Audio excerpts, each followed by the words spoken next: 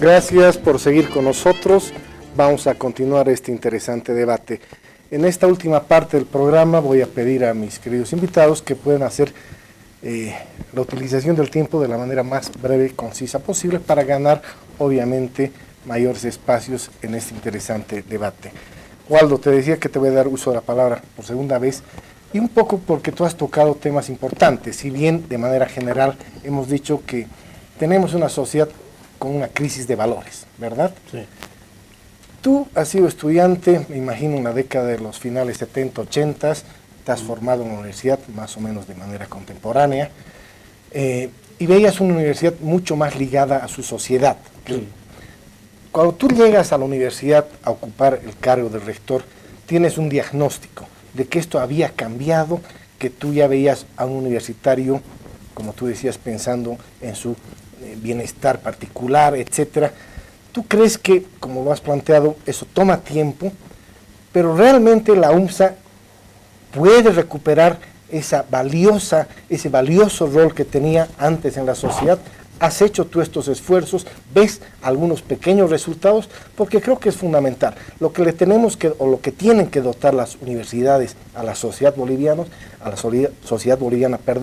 es gente crítica, reflexiva, pero con un alto contenido de humanismo, ¿verdad? Sí. Eso es lo que necesita la sociedad de hoy boliviana, por lo menos en los aspectos filosóficos. Entonces, dime tú, ¿está la UMSA en ese camino realmente?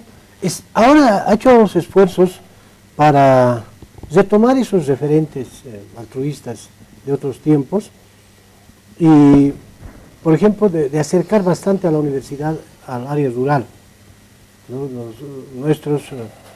Nuestras instancias, tanto académicas como administrativas, hacen diagnósticos sobre los municipios rurales, por ejemplo, para ver cuál es su principal problemática y elaborar proyectos. Hemos creado una instancia que se llama el IDR, el Instituto de Desarrollo Regional. ¿Por qué? Porque hay dos mundos en Bolivia, ¿no? El mundo de las ciudades y el del campo, que cada vez se va quedando vacío porque ya no hay jóvenes en las zonas rurales. Y entonces son como ciudadanos de segunda, y por ello es fundamental que la universidad trate de contribuir al mejoramiento de la calidad de vida y elaboramos proyectos. Obviamente lo que antes a un municipio rural le costaba $20.000, nosotros lo hacemos gratis, pero gratis no en el sentido de favor, sino de un imperativo, de un deber, ¿no es cierto? Entonces se ha ido creando una química hoy día importante entre las zonas rurales, la universidad en términos de integración, de interacción social y de inclusión social, pero eso no es suficiente. Yo creo que también la mirada de la universidad pública debe dejar de ser soberbia y despectiva, por ejemplo, en relación a otras entidades de educación superior.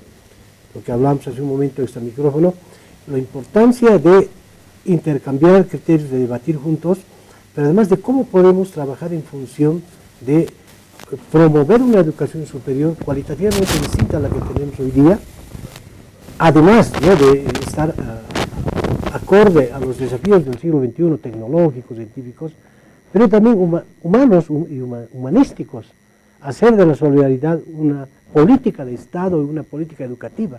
Entonces, en eso creo que cada una de las universidades, públicas y privadas, tienen sus potencialidades. Si nosotros reunimos esas potencialidades en un solo proyecto de trabajo conjunto, imagínense cuánto avanzaríamos y cuánto contribuiríamos al país. Entonces, por eso les digo, es importante que las universidades, especialmente públicas, nos demos un pequeño baño de humildad, ¿no?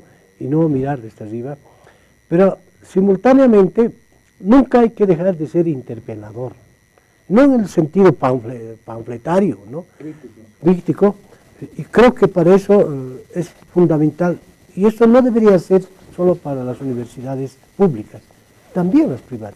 No estoy diciendo partidizarlo ni politizarlo, estoy diciendo que nos interesa el Estado como tal, nos interesa el desarrollo de la sociedad como tal, y una universidad que enseña, que forma seres humanos, no puede estar abstraída de la problemática social. Exacto. Y por eso, reitero, por eso termino, fundamental asumir un compromiso y compartir ese compromiso con universidades colegas.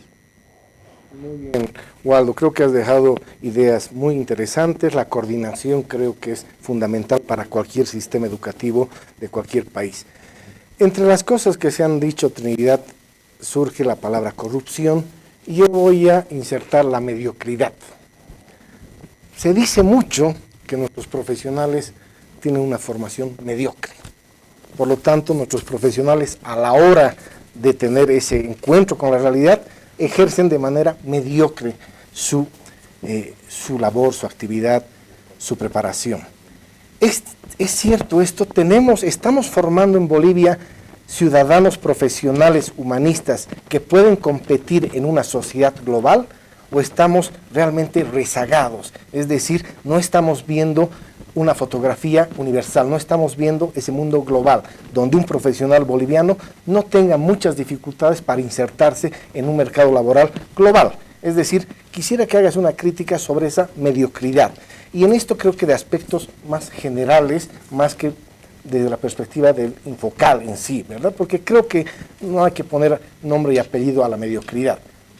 Cualquier ciudadano de buena fe sabe que hay una mediocridad, alta mediocridad en nuestra sociedad en todos los niveles. Así es. Es justamente lo que decía acá el rector de la UNSA, ¿no? El hablar primero del tema de la humanidad, hablar de un proyecto de vida, enseñar que es un proyecto de vida, qué es lo que quiero yo el día de mañana. Quiero servir a la sociedad, quiero el desarrollo de mi sociedad. Entonces, eso es lo que de pronto está faltando. Está faltando también llevar al aula la realidad, bajo el enfoque que sea. ¿Qué es lo que realmente voy a hacer el día que esté en el mercado laboral, que esté en un trabajo de verdad? Entonces, el proceso, nuevamente repito, de enseñanza-aprendizaje, el tema humano. Entonces, todo esto hace de que pronto lleguemos a ese resultado, a la persona mediocre.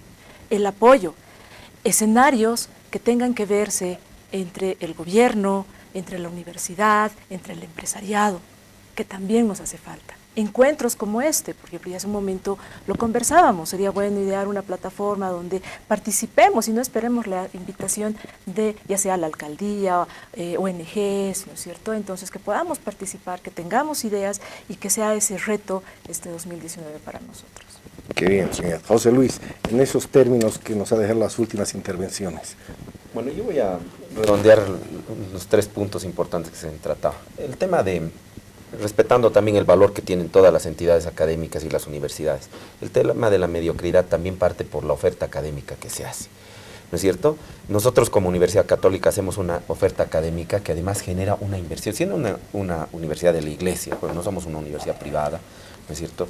El valor que le damos nosotros a la diversificación académica, generar carreras del futuro, ¿no es cierto? Big Data, ya no concentrar, fortalecer las carreras tradicionales, Derecho, Administración de Empresas, Ingeniería Comercial, pero una ingeniería biomédica, ¿no es cierto?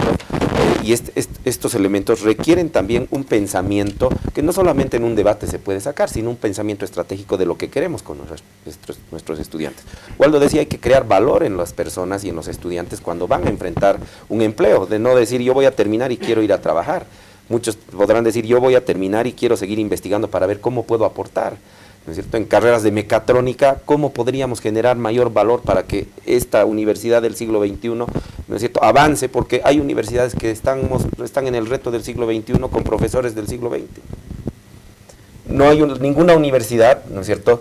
Nosotros siempre vemos un poco cómo trabaja la UNSA, pero en esta época de inscripciones, cuando los estudiantes están registrándose, reciben su bibliografía de manera que el primer día que entras a tu primera materia y el profesor te está diciendo qué usted entiende de estos temas porque ya hemos avanzado. Mientras que otras, en otros ámbitos seguramente empiezan con una parte introductoria y no desarrollan, ¿no es cierto? No se va desarrollando lo que uno quisiera.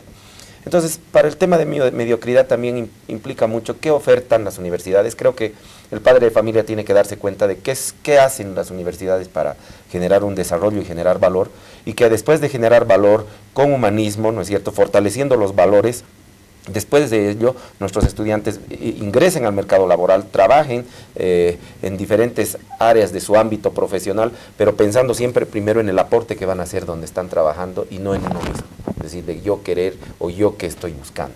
Entonces, esos son elementos importantes que en la Universidad Católica siempre se consideran. Nosotros tenemos una oferta académica importantísima de más de 22 carreras, pero que además entregan doble titulación, generan titulación dual, etcétera, pero tratando de buscar un objetivo importante, que los nuevos profesionales no estén metidos en ese ramo mediocre de que yo voy a ir a una universidad porque me tengo que titular, y que la oferta académica, las universidades lanzan papers, documentos, panfletean, y de lo que uno mira ahí, ¿no es cierto? Uno va a la universidad, no hay nada.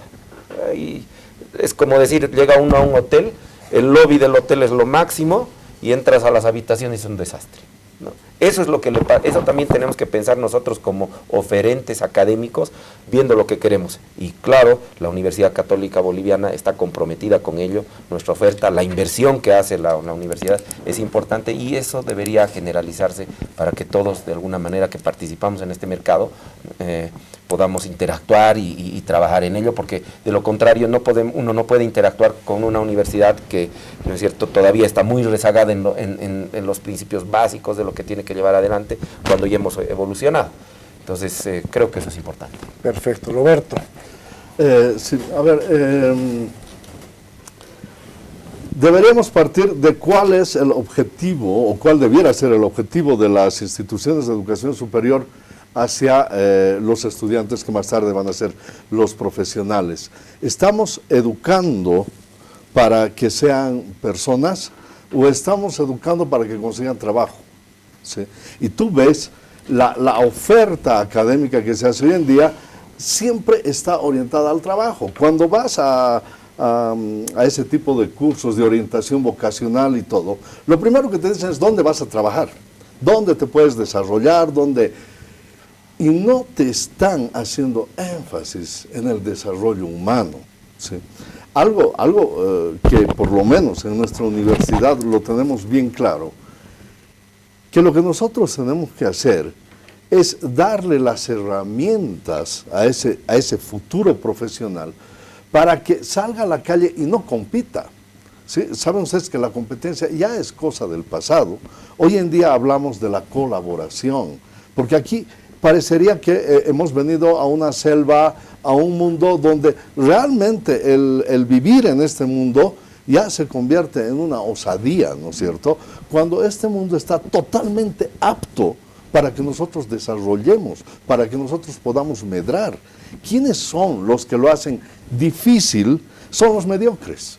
¿Te das cuenta? Porque los mediocres te van a decir, no, pero es que hay que saber esto, que no vas a poder entrar a trabajar en aquello, porque los mediocres, porque tienen miedo de que les quiten su pega, digámoslo así, cuando en realidad tú no estás yendo a buscar empleo.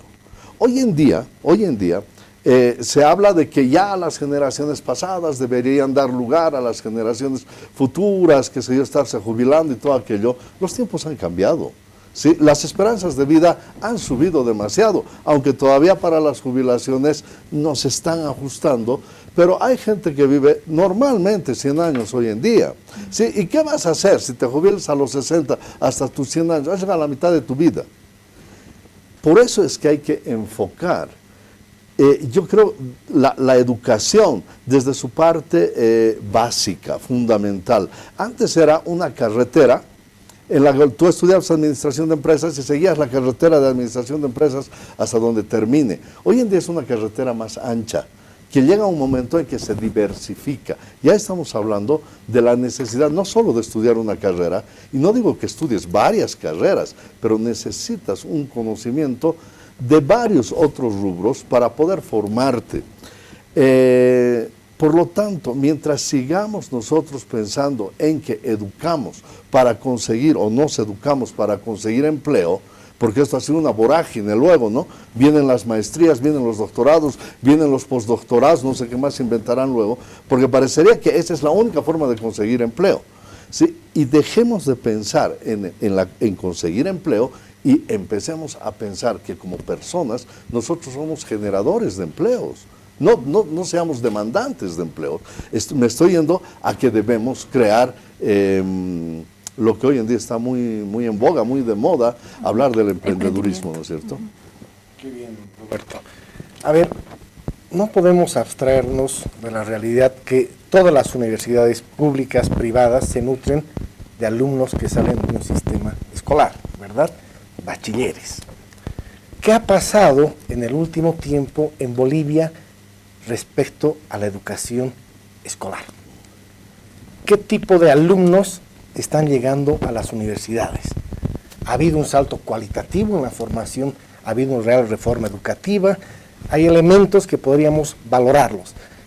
Creo que todos los gobiernos de la democracia siempre han hablado de la educación como un elemento importantísimo para el desarrollo de nuestro país. Quizá los resultados son todavía muy insignificantes para Bolivia, es decir, estamos rezagados a nivel regional incluso. Por lo tanto, ¿cómo consideran desde ese análisis crítico qué está pasando en esa parte de la formación de nuestros queridos niños, hoy, mañana universitarios?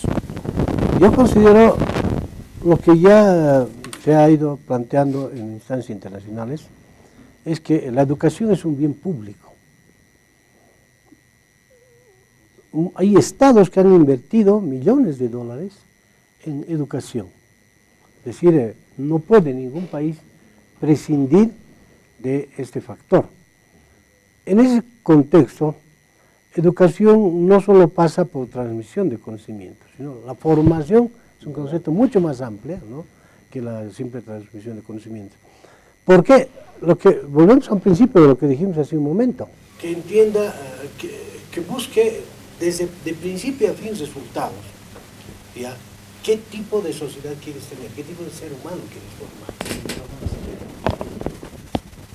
En ese sentido, por eso para mí es fundamental que existan espacios de debate, de coordinación, para subsecuentes actuaciones conjuntas de las entidades encargadas de formar, en los distintos niveles. A eso me refería cuando, asumiendo una actitud autocrítica, decía que está tan distanciado las instancias de educación primaria, secundaria, de las entidades de educación superior. Si bien cada una en su ámbito, pero resulta que ¿dónde van a parar los estudiantes de colegio, los bachilleres? A las universidades. Entonces, te tropiezas. Para ese estudiante es un mundo nuevo la universidad. Pero resulta que cuando yo quiero que le entregue un texto al alumno para que lo lea, tiene dificultades hasta en la lectura. Y si le doy un texto para que se redacte, encuentro problemas de caligrafía, de ortografía, ¿no es cierto? O sea, viene ya con problemas de colegio. Entonces, a eso me refiero. Todo eso tiene que ser, pues, a meditar, ¿no es cierto?, un análisis conjunto. Y eso es lo que hasta ahora no se ha dado. De hecho, existe una brecha entre lo que es el colegio y la universidad. Y esa brecha... Quiero, Trinidad, que también, por favor, discúlpame, que te refieras a esa diferencia que ustedes notan entre el alumno que viene de un colegio fiscal y el alumno que viene de un colegio particular. Todavía hay unas brechas que creo que son inconcebibles. Sí. Por favor. En esa brecha entre el colegio y la universidad vamos a tener estudiantes, vamos a imaginarnos como un puente, que colegios particulares lo van a pasar sin problema, van a pasar caminando. Pero vamos a tener estudiantes de colegios, de pronto fiscales o también particulares, ¿por qué no?, que no van a llegar a pasar ese puente y ahí se van a quedar. Entonces, lo que he visto que las universidades y algunos centros de educación ofertan son los cursos preuniversitarios de igualación para que puedan tomar un examen de admisión y poder nivelar lo que les está haciendo falta. Y es verdad lo que dice el rector de la UNSA, ¿no? Políticas que se den de inicio a fin, donde no existan brechas, porque también tenemos otra brecha entre lo que es al terminar la formación profesional y el mercado profesional, o laboral, perdón, ¿no? Entonces, estamos ante una situación real y de pronto está en nuestras manos contribuir con nuestro grano de arena, ¿no? José Luis. Pero ahí también hay que pensar en un esquema importante, ¿no? Nosotros tenemos estudiantes becados por excelencia, de colegios que no son particulares, con un desempeño importantísimo en sus pruebas para obtener una beca. Obviamente hay sesgos entre lo que es la educación, porque la normativa, con el nuevo contexto de la ley Avelino Siñán y demás, la educación ha cambiado un tanto en los colegios, pero, ¿no es cierto?, también hay bachilleres de colegios particulares que no necesariamente tienen el desempeño. Entonces hay siempre un poco para mover Yo creo que depende también de mucho de cómo uno en su oferta, ¿no es cierto?, hace que estos puedan participar y graduarse. Porque si aquí comienza ese esquema de que muchos bachilleres vienen a las universidades con capacidades diferentes a otros en cuanto a su conocimiento y aprendizaje previo, también cuando terminan la universidad hay estudiantes que van a las entidades, es decir, que tienen que hacer su aporte, etcétera, es decir, que han salido de una X, Z, Y universidad que tampoco tienen las mismas capacidades, es decir, volver hacia atrás, como cuando un bachiller no podía leer un texto, no podía resumir, también hay profesionales, ¿no es cierto?, un economista, un abogado que no puede resolver y escribir un memorial cuando ha terminado la universidad, y que eso también se ve en el mercado y en el medio. Entonces yo creo que las entidades y las instituciones estamos llamadas para, ¿no es cierto?, apoyar en la fase inicial a los nuevos estudiantes que ingresan, no solamente por vender y decir yo voy a hacer un curso preuniversitario para captarlos, sino fortalecerlos en su etapa de sus primeros semestres, pero también, ¿no es cierto?, generar unos profesionales íntegros con valores, generar ese desarrollo que es lo que sí que es lo importante. Gracias, José Luis. Roberto. No solamente hay diferencias entre lo que son los bachilleres que salen de colegios fiscales y los que salen de colegios particulares, sino también hay diferencias entre los particulares. O sea, hay abismales diferencias. O sea, ya no es, por así decirles, moneda de cambio el que haya salido de un colegio particular, que ya te garantizaba hasta cierto punto, yo no sé si se puede garantizar eso, hasta cierto punto una formación elevada, porque sabían muy bien matemáticas, ¿sí?, pero no saben escribir. O en algunos colegios los preparan muy bien en redacción, en lenguaje, pero no saben matemáticas. ¿Cuánto de formación humana se les ha dado en los colegios y todo esto? Definitivamente las diferencias están por todo lado. Como te decía, no solamente entre lo fiscal y lo particular, y no solamente entre lo que es colegio y universidades. Por eso debemos buscar nosotros también aportar a los colegios, no solamente con clases de lenguaje o de matemáticas o de química, por así decirlo, de esa ciencia dura, ¿no es cierto?, sino de la ciencia básica, de la ciencia fundamental, que es la ciencia humana.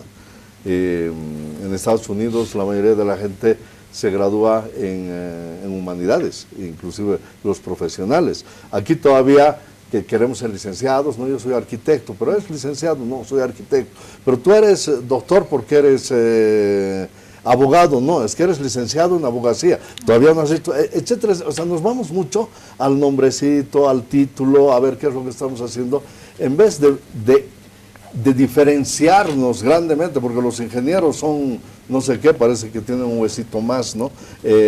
Y los comunicadores que nos dicen, ¿no?, tú has estudiado comunicación porque no sabes matemáticas. No debería haber ese tipo de cosas, te das cuenta. Debería ser una educación integral, a la par, todos a la par, y cada uno en lo suyo desarrollar, pero ante todo ser personas, ser seres humanos. Te agradezco, Roberto. Nos quedan ya muy pocos minutos, concretamente un par de minutos.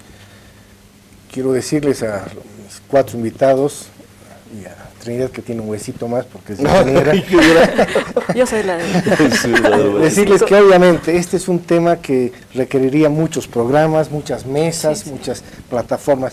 Quiero rescatar algo, humildemente tratar de interpretar lo que hemos dicho. Hay unos retos grandes para las universidades a partir de ese cambio tecnológico, esa innovación que es transversal en toda sociedad. Las universidades están queriendo afrontar este reto, recuperar esa integración humana a esos cambios tecnológicos, ¿verdad? Que esto tenga una integración humana, recuperar ese estudiante, etc. El reto que Waldo nos plantea en la mesa, coordinemos las universidades públicas, privadas, los responsables de la educación primaria, secundaria, debe ser un sistema integrador, ¿verdad? Creo que da para mucho el tema de la educación del siglo XXI, pero agradecerles a ustedes 4 que han orientado este debate, corto en el tiempo, pero ha sido grande en los aportes que ustedes nos han expresado. Les voy a dar 10, 20 segundos a cada uno para que puedan aprovechar esta despedida mandando su último mensaje. Trinidad. Muchas gracias, Álvaro, por la invitación. Muchas gracias también a las distinguidas personalidades. Aprovechar este tiempo para invitarles a la fundación, a nuestro Instituto Tecnológico Infocal, que queda ubicado en la avenida 6 de marzo, en la sede del Alto, y en Miraflores, en la sede de La Paz. Tenemos las carreras de técnico superior y técnico medio como gastronomía, que ha certificado con la certificación del Foro Iberoamericano de organizaciones gastronómicas profesionales a nivel internacional. Estamos también con mecánica automotriz, enfermería, parvulario, administración industrial y comercial y los cursos de capacitación, y estamos apuntando en el Infocal a la innovación y a la tecnología. Hecha Muchas la gracias por invitación. asistir. Gracias, Trinidad. Waldo. Simplemente ratificar el principio de que en el caso esta vez de las universidades públicas y particularmente la UNSA, es de comprometerse constantemente a mejorar sus sistemas de formación y educación, pero simultáneamente ratificar ese compromiso con los objetivos de superación, de desarrollo del país, ¿no? Y en ese contexto orientar la educación bajo esos parámetros me parece fundamental. Gracias, Waldo. José Luis. Gracias. Ratificar el hecho de que como lo ve el medio, la Universidad Católica Boliviana es la mejor universidad del país. Tenemos nuestras oficinas, nuestras sedes regionales Santa Cruz, Cochabamba, Tarija, La Paz. Pero no queremos, ¿no es cierto?, simplemente dejar el nombre y la percepción de ser la mejor universidad, sino manifestar también que nuestros profesionales se han desarrollado personal y profesionalmente, no solamente en el ámbito local, sino fuera del país, y ese es el mayor aporte que hace la universidad, ese es uno de nuestros mayores logros. La oferta académica está ahí, es moderna, tiene la visión del siglo XXI, somos una universidad que ha trabajado, ha invertido para esa oferta. Tenemos los mejores laboratorios de ingenierías en este momento recién inaugurados, y lo han visibilizado todos los que nos han visitado, pero no queremos que nuestros estudiantes y la gente que quiere participar con la Universidad Católica lo haga per se, sino porque valorará y verá que la diferenciación es lo importante, y eso es lo que hace esta universidad. Perfecto. Roberto. A ver, ¿qué decir? Yo soy USFA, he sido formado en la USFA, soy estudiante de USFA, me he graduado en la USFA, soy docente en la USFA y ahora soy autoridad en la USFA, gracias a Dios. ¿Por qué? Porque tiene una formación basada en muchos principios y valores, no solamente del desarrollo humano sustentable o sostenible, como lo quieran ver, sino porque nosotros creemos básicamente en desarrollo de un pensamiento crítico. Nosotros creemos en que debemos tener esa capacidad de flexibilizar nuestra posición para poder adaptarnos. Estoy hablando de resiliencia. Nosotros queremos ser emprendedores siempre, no solamente emprendedores porque vas a hacer tu empresa, sino porque tengas un pensamiento emprendedor. El emprendedurismo es una forma de ser, pero ante todo ser esas minorías creativas, ¿sí? Y esas minorías creativas con la idea de convertirte en líder, en gestores de ese cambio. ¿Por qué? Porque los cambios ahora se vienen tan rápido que si tú no te adaptas rápidamente a esos cambios, te quedas pues atrás. Gracias a ustedes cuatro, un placer ha sido, así que hasta la próxima, queridos televidentes.